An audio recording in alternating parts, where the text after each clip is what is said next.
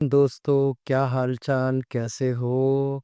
अस्सलाम वालेकुम, सत श्री अकाल, जय श्री राम। वक्त की वक्त की रेत पर कुछ चल तो हम भी लेंगे, कुछ कदम तुम भी चल लेना। माना माना कोर्स लंबा है, थोड़ा कर हम भी लेंगे, थोड़ा तुम भी कर लेना। इसी के साथ आज का लेक्चर जर्नल को कंटिन्यू करते हुए दोस्तों स्टार्ट करते हैं। अगर मैं बात करूं तो आज एक कुछ स्पेशल एंट्रीज के साथ शुरू करना चाहता हूं पहले जर्नल का। आई होप आप सब लोगों को ये बात याद होगी कि एसेट या एक्सपेंसेस अगर बढ़ते हैं तो डेबिट और कम होते हैं तो क्रेडिट। तो ये आपने और हमने लास्ट क्लास में बड़े अच्छे से पढ़ा था कि एक्सेट और एक्सपेंसेस अगर बढ़ेंगे तो डेबिट और कम होंगे तो क्रेडिट। सेकेंडली लायबिलिटीज और इनकम, लायबिलिटीज और इनकम अगर बढ़ती हैं, अगर बढ़ती हैं तो क्रेडिट और कम होंगी तो डेबिट। इसी के साथ हमने बहुत सारी एंट्रीज करी थी, आज भी बहुत सारी एंट्रीज करने वाले हैं। कुछ अच्छी स्पेशल एंट्रीज के साथ शुरू करूंगा दोस्तों, बड़ा मजा आएगा आप लोगों को। तो सर ठीक है, कैसी एंट्रीज? सबसे पहले आप समझिए, अगर आप सैलरी पे कर देंगे, सैलरी पेड, तो सर ये तो काफी इजी एंट्री। एक्सपेंसेस है तो सैलरी पे करना क्या है? एक्सपेंस। और दूसरा क्या होगा? एसेट। तो इसकी एंट्री क्या हो? सर इसकी एंट्री होगी सैलरी अकाउंट डेबिट। क्योंकि सैलरी एक्सपेंस है, एक्सपेंस बढ़ रहा है। और सर दूसरा है कैश, कि कैश आप पे कर रहे हैं तो वो एसेट है, वो कम हो रहा है। एक्सपेंस बढ़ता है तो डेबिट होता है, और कैश एसेट है, कम हो रहा है तो क्रेडिट होता है। तो यहाँ पे आपकी जो एंट्री हो जाएगी वो बहुत इजीली हो जाएगी, salary account debit to cash. Easy? हाँ सर, कोई लोन नहीं है, इसकी एंट्री ऐसी होगी। व्हाट इफ अगर ऐसा बोला हो कि सैलरी पे नहीं हुई, ड्यू हुई, तो salary due but not paid. इसका मतलब क्या? बनती तो है पर अभी तक पे नहीं हुई है। सामने वाले को आपने सैलरी दी नहीं है, आपको लग नहीं रहा कि आपने ये कुछ गलत कर दिया, कुछ पाप कर दिया। सामने वाले की सैलरी बनती है पर अभी तक आपने पे नहीं की, तो एक्सपेंस तो बढ़ गया सर, पे तो करना था। दूसरी जगह आपने क्योंकि पे नहीं करी इसलिए आपकी लायबिलिटी बढ़ गई। सर कौन सी लायबिलिटी? इसको बोलते हैं बेटा आउटस्टैंडिंग सैलरी। कौन सी सैलरी बोलते हैं? Outstanding salary. की सैलरी जो कि सामने वाले ने आपके यहाँ मार्च का पूरा महीना था या अप्रैल का पूरा महीना था काम किया, और उसको अभी तक आपने सैलरी नहीं पहुंचाई है। तो सर ये तो गलत हो गया ना? हाँ बेटा, बिल्कुल थोड़ा गलत हुआ। तो इसी के साथ आपकी जो एंट्री होनी चाहिए वो एंट्री हो जाएगी salary account debit to outstanding salary. Outstanding salary हम पहले भी पढ़ चुके हैं बेसिक चैप्टर में, ये हमारी लायबिलिटी होती है। तो लायबिलिटी बढ़ती है तो क्या होती है? क्रेडिट। ठीक है बेटा। सिमिलरली अगर मैं आपसे बोलूं, अगर आपको आगे की बात करूं कि कमीशन रिसीव, लेट्स से एक क्वेश्चन है आपका आराम से, कमीशन रिसीट, ठीक है बेटा। अगर सर कमीशन रिसीव्ड हुई है तो इसमें अकाउंट कौन कौन से इन्वॉल्व होंगे सर? तो सर कमीशन रिसीव्ड हुई है तो इसमें एक कैश अकाउंट इन्वॉल्व होगा और एक कमीशन और, ठीक है। तो one is cash and other is commission. Cash is your asset, commission is your income. Asset बढ़ रहा है, डेबिट होगा, इनकम बढ़ रही है, क्रेडिट होगी। तो यहाँ पे एंट्री हो जाएगी cash account debit to commission receipt. Cash account debit to commission receipt से, ठीक है। लेकिन अगर कोई बोल दे accrued commission, sir accrued commission का मतलब क्या होता है? तो बेटा अक्रूड कमीशन का मतलब होता है कमीशन ड्यू, बनती तो है बट नॉट रिसीव्ड, बनती तो है पर अभी तक मिली नहीं है। तो commission due but not received का मतलब क्या? सर नगद नहीं मिला है, मतलब सामने वाले के लिए अपन ने काम तो कर दिया है पर उसने अभी तक हमें कमीशन नहीं दी है। ऐसे केस में बेटा एंट्री क्या हो जाएगी? अक्रूड कमीशन रही थी। सर ये अक्रूड कमीशन कौन सा अकाउंट होती है? एसेट होती है बेटा। एक प्रकार से सामने वाले से लेना बाकी है ना, तो ये रिप्रेजेंटेटिव पर्सनल अकाउंट बन जाती है। आप उस बंदे का नाम नहीं लिखते हो, लेकिन ये रिप्रेजेंटेटिव पर्सनल अकाउंट बन जाता है। तो अक्रूड कमीशन एसेट है, बढ़ जाएगा। कमीशन इनकम है, कमीशन क्या है आपकी? इनकम, तो वो भी बढ़ जाएगी। तो ये डेबिट, एसेट बढ़ रहा है। अक्रूड कमीशन का मतलब है उनसे कमीशन लेना बाकी है। जैसे बैंक पे कभी-कभी आपका इंटरेस्ट बन जाता है, पर अभी तक आपको मिलता नहीं है, तो उसको बोलते हैं अक्रूड इंटरेस्ट। समझो किसी बच्चे से मुझे फीस लेनी है, उसको पढ़ा दिया, लेकिन उसने तो फीस दी नहीं है, तो उसकी हो जाएगा अक्रूड फीस। अक्रूड वर्ड का मतलब होता है ड्यू हो चुका है, आपको देना है, पर अभी तक आपने दिया नहीं है। क्या यहाँ तक अगर क्लियर हो, तो थोड़ा-सा आगे लेके चलता हूँ। इसकी एंट्री क्या हो जाएगी बेटा? Accrued commission. Accrued commission to commission. Accrued commission to commission receipt. अगर यहाँ तक ठीक-ठाक आ गया हो, तो पहले आराम से स्क्रीनशॉट ले लो। आप इसको उतार लो, दोनों एंट्रीज़ को सिस्टमैटिक देख लो। और अगर देख लिया हो सबने अच्छे से, तो अपन धीरे-धीरे आगे बढ़ें। क्या स्क्रीनशॉट ले लिया है बेटा सबने? ठीक है सर।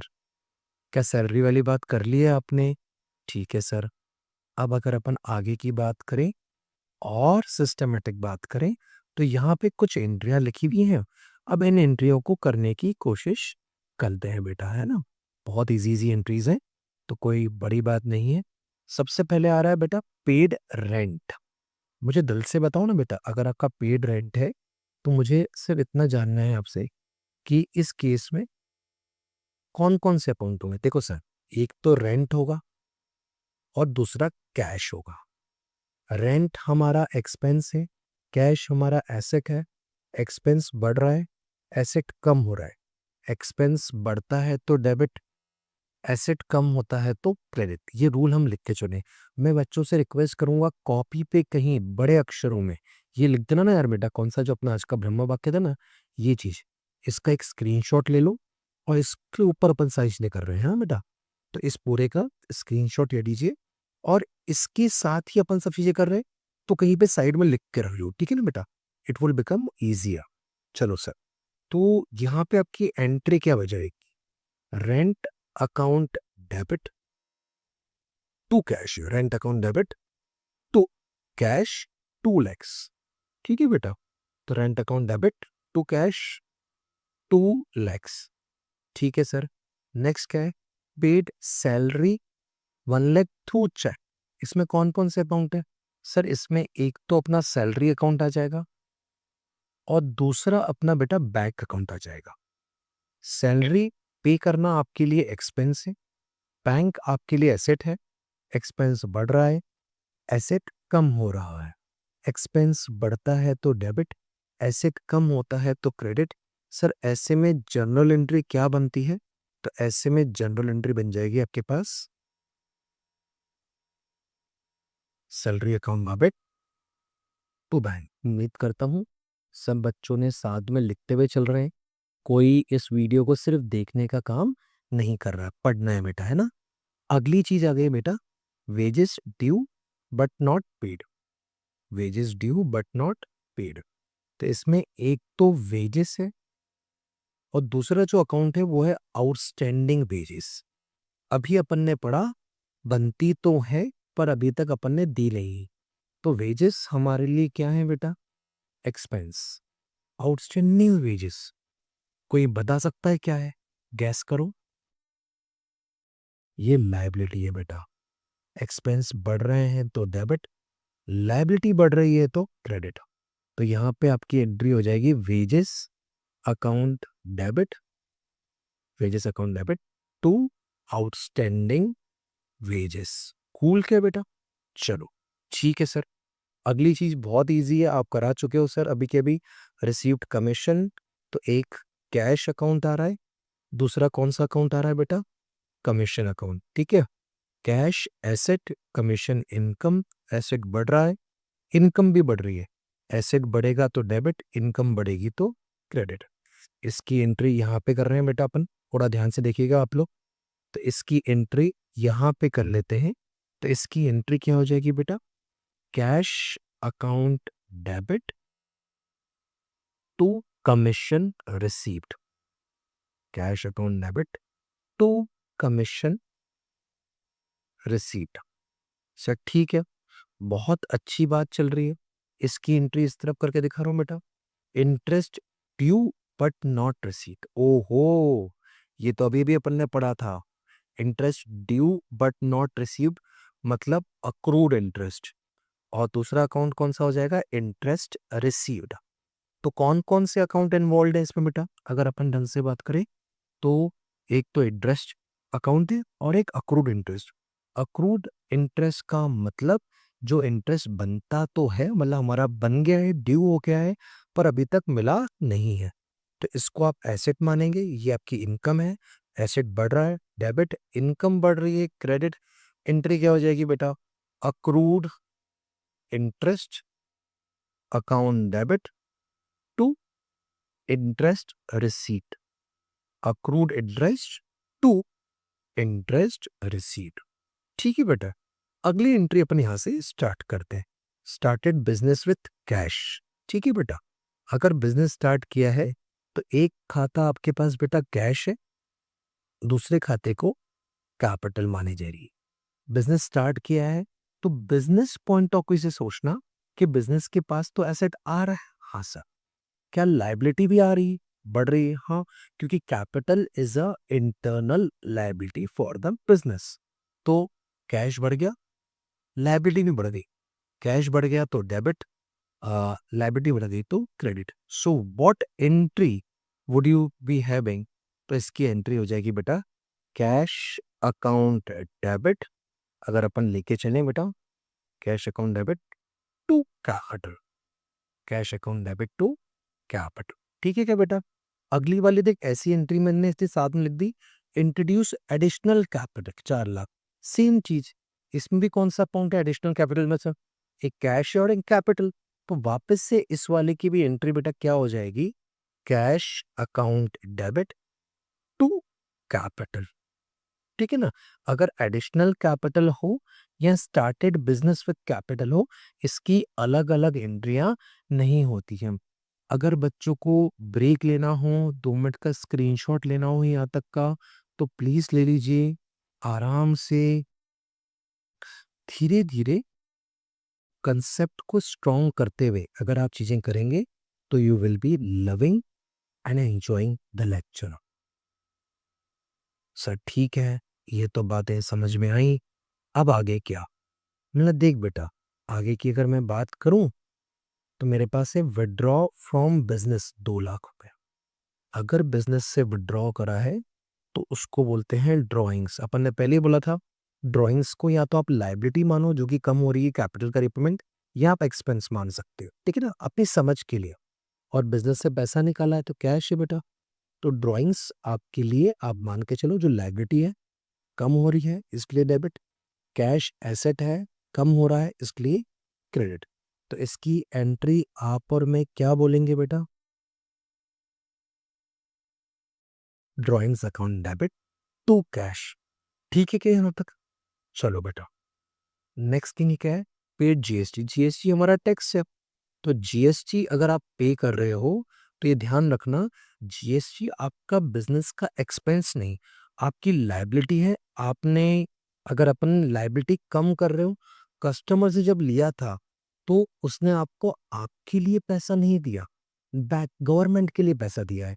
तो जीएसटी पे करना या जीएसटी चार्ज करना एक्सपेंस नहीं होता बेटा, लायबिलिटी है। लायबिलिटी कम हो रही क्योंकि आप में जो कस्टमर ने जीएसटी लिया था, आप वो गवर्नमेंट को भर रहा। तो सर ठीक है, आपने तो कैश का रूल भी तो लिखवा के रखा है। अपन ने क्या पढ़ के रखा था याद करो। तो GST account debit to cash, input output के बारे में बात कर लेंगे बेटा, कोई लोड नहीं है। लेकिन अभी फिलहाल जीएसटी टू कैश।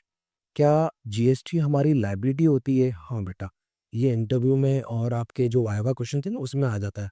यहाँ पे आपके पास नई चीज आ रही है बेटा, income tax. Income tax businessman पे लगता है, बिजनेस पे नहीं लगता, इसलिए वो पर्सनल नेचर का होता है। क्योंकि वो पर्सनल नेचर का होता है, इसलिए उसको अपन ड्राइंग्स मानते हैं। तो आप बिजनेस में से कोई भी चीज घर के लिए ले जा रहे हो, या इनकम टैक्स बिजनेसमैन का खर्चा है, तो इसकी इंटू हो जाएगी बेटा ड्राइंग्स टू कैश। ठीक है, तो ड्राइंग्स टू कैश कितना आ जाएगा आपके पास? 3 lakhs। डेप्रिसिएशन, अब खुद बताओ, अगर आप डेप्रिसिएशन के बारे में बात कर रहे हो, तो डेप्रिसिएशन बिजनेस के लिए क्या है? खर्चा सर। तो डेप्रिसिएशन आप चार्ज कर रहे हो, तो depreciation is a expense for the business, expense है। और किस पे लगा रहे हो? फर्नीचर पे, क्योंकि फर्नीचर की वैल्यू कम हो चुकी है। तो डेप्रिसिएशन एक्सपेंस से बढ़ रहा है। फर्नीचर जो कि आप अच्छा खासा नया खरीद के आए थे, उसकी वैल्यू कम हो गई, एक्सपेंस बढ़ता है डेबिट, एसेट कम होते हैं तो क्रेडिट। उम्मीद करता हूँ बच्चे इन एंट्रियों को समझ के आगे चीजें टच कर रहे होंगे। तो यहाँ पे एंट्री हो जाएगी depreciation account debit to furniture, depreciation account debit to furniture, कितना? 2.5 lakhs। ठीक है क्या बेटा? चलो, 2.5 lakhs क्यों? 25 लाख का 10%। ठीक है बेटा, चलो आगे। तो ये छोटी छोटी एंट्रियां हैं। Receive cash from Krishna by NEFT. NEFT को बोलते हैं बेटा ऑनलाइन ट्रांसफर। जब आपको ऑनलाइन आपके बैंक में पैसा आता है ना, तो इसमें एक अकाउंट बैंक आ जाएगा आपके पास, दूसरा अकाउंट बैंक आपका एसेट है, दूसरा कृष्णा, क्योंकि कृष्णा पे कर रहा है आपने। ठीक है, कृष्णा अगर आपको पे कर रहा है, इसका मतलब कृष्णा को आपने माल बेचा होगा, कृष्णा आपका डेटर रहा होगा। क्योंकि कृष्णा से आप पैसे क्यों ले रहे हो? इसीलिए ले रहे हो ना कि कृष्णा को आपने माल बेचा होगा, तो कृष्णा आपका डेटर रहा होगा। तो एक एसेट बढ़ रहा है, दूसरा एसेट कम हो रहा है। जो एसेट बढ़ रहा है वो डेबिट, और जो कम हो रहा है वो क्रेडिट। ठीक है बेटा, आराम से, धीरे धीरे, होले होले, ठीक है ना, प्यार और पढ़ाई आराम से ही किए जाए तो अच्छा। ठीक है ना। नेक्स्ट एंट्री क्या है बेटा? Paid to Madhav. इस तरफ करे क्या? तो सर आप माधव को पे कर रहे हो। हाँ सर, मतलब माधव आपकी लायबिलिटी रहा होगा। क्यों लायबिलिटी रहा होगा?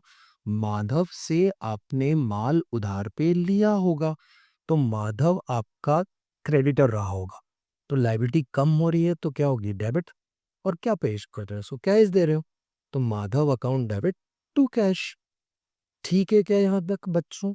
अगर यहाँ तक ठीक हो रहा है तो प्लीज साथ दो।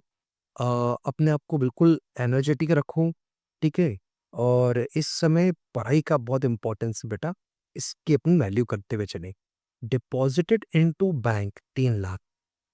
तो एक तो बैंक है बेटा आपके पास, और दूसरा आपके पास कौन है? Deposit into bank. तो एक तो आपके पास बैंक है, दूसरा आपके पास क्या है? कैश। ठीक है लो, अगर आपने पैसा बैंक में डाला है तो एक एसेट है, और दूसरा भी एसेट है। एक एसेट बढ़ रहा है, दूसरा एसेट कम हो रहा है, तो आपकी एंट्री क्या हो जाएगी? Bank account debit to cash. ठीक है ना। Withdraw from bank 2 lakh, bank से पैसा निकाला गया, तो एक कैश है आपके पास, एक बैंक है। अगर बैंक से पैसा निकाल के ऑफिस में लेके आए, ठीक है ना, यहाँ पे से लिखा हुआ होना चाहिए फॉर ऑफिस यूज या फॉर पर्सनल यूज। कुछ नहीं के बने तो आप ऑफिस यूज मान सकते हैं, क्योंकि पर्सनल यूज के लिए अलग से लिखा हुआ होना जरूरी है। तो कैश है आपके पास, हाँ कैश आपका क्या है? एसेट। बैंक भी आपका क्या है? एसेट है। बैंक से पैसा निकाला तो कैश तो बढ़ गया, बैंक क्या पे कम। कैश एसेट है, डेबिट और क्रेडिट। एंट्री हो जाएगी cash account debit to bank. उम्मीद करता हूं आपको ये सारी एंट्रियां समझ में आई होंगी बच्चों। जर्नल का एक सेकंड लेवल अपन ने थोड़ा सा किया होगा बच्चों। मैं रिक्वेस्ट कर रहा हूं आप सबको, ये सारी एंट्रीज में बुक के जो फर्स्ट सेकंड थर्ड क्वेश्चन से जो भी बुक आप रेफर कर रहे हो, उनकी एंट्रियों में आपको हेल्प करेंगे। इसी के साथ हम है राही प्यार की, फिर मिलेंगे चलते चलते। कभी अलविदा ना कहना।